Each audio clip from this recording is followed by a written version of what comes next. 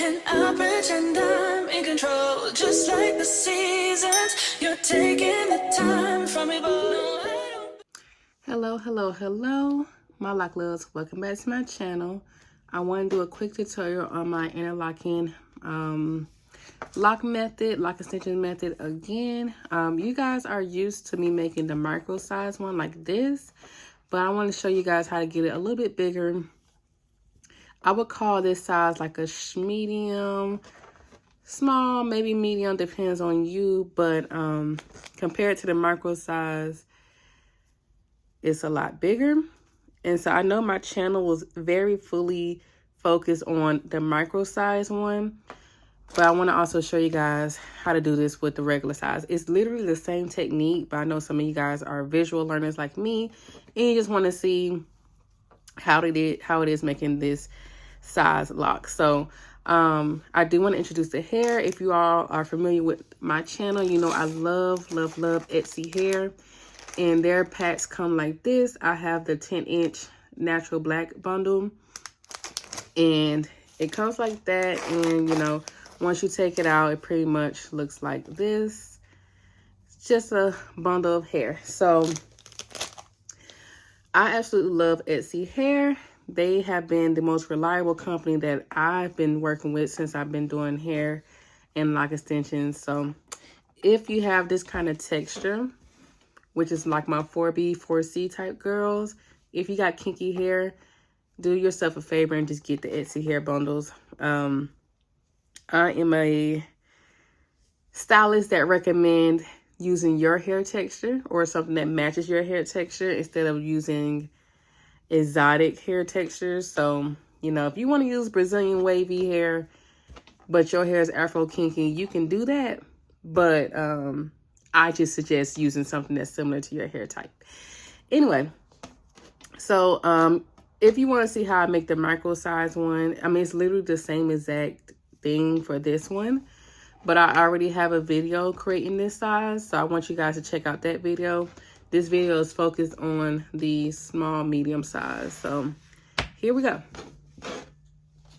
What I like to do is the way you make your sizes is the amount of hair that you use. So this would be like a really good size for a good micro lock right here. You see? That's like a micro lock size. This right here, and what I'm doing is I'm pulling it and making it kind of even, because you have like some hair that's like this on the ends. So I'm just pulling it. But if you want to make a small, medium-ish size, I would work with about this much hair. Okay, so a big difference in the amount of hair, right? Both, you'll do the same technique. I like to use this interlocking needle. The brand does not matter. You can just go on Amazon, find interlocking needle. This is my specific ones that I like. It has a little curve at the end, okay? But you know, you do what you're comfortable with, but this is how I was able to make all my extensions with this one tool. Hair, tool, that's it.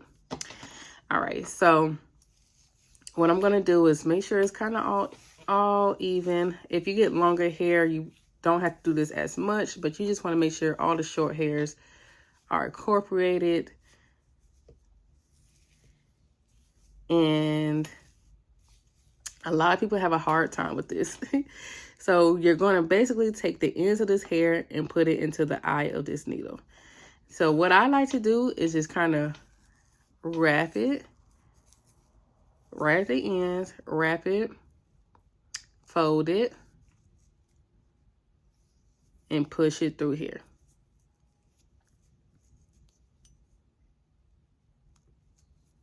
Okay, pull it through, and now you have this. So this hair here will be outside of the lock. This will not be locked hair. This could be hair that can be curly ends, or this could be hair that you cut to make blunt ends for your locks. So for an example, this one here just has the curly ends on the ends.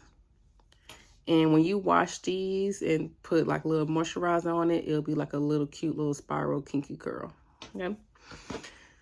So that's how you put the hair in through the needle of the eye. And literally, this is called interlocking. I literally just push it through the middle of the bundle. So you have hair here, you have hair here, and I just pull it through. Pull it through. And I just, as I'm doing that, I'm going up the bundle. And it's okay if your needle slips out. Mine does all the time. I just put it back in. But yes, going through. I'm making sure I'm going. I have pretty much the same amount of hair on each side of the eye or the needle. And I just pull it through and boom. So make sure when you pull it through, you pull it all the way through. You don't want to do this, have this knot here, and then go into doing another one. You see this knot here? You don't want that. You want to go ahead and push it all the way through like that. Okay? So that's what I'm doing. I'm just going through, pulling it through. I will say the more hair you have, the harder it will be to pull it through, because now you have to push this through the thickness of this hair. So, you know, the more hair you're using, the likelihood of you creating knots is very, very likely.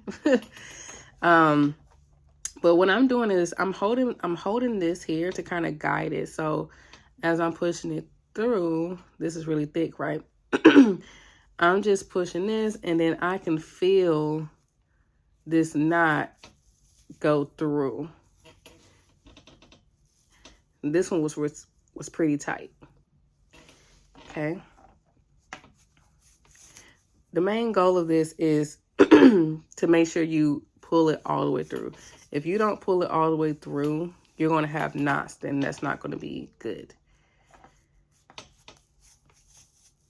See, now it's getting a little tough to pull through because there's a lot of hair right here, but I'm just going to take a little orange strip and just push it or pull it, you know, pull it. Okay, so we're almost done with this one.